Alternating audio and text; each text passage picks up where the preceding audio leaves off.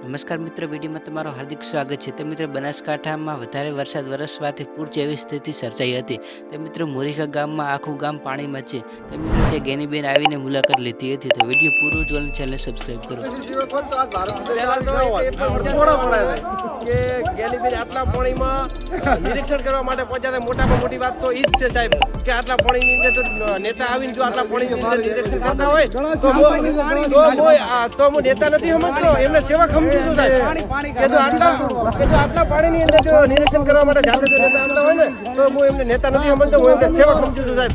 કે ખરેખર ધન્યવાદ છે કે આટલા પાણીની અંદર પણ મોરીખા ગામની સતત ચિંતા કરી છે અને મારા ગામવાસીઓ મારી સાથે છે સાહેબ. હું ગેનીબેનને ખૂબ ખૂબ આભાર માનું છું કે ગેનીબેન તમે આટલા પાણીની વચ્ચે પણ મોરીખા ગામની ચિંતા કરી છે.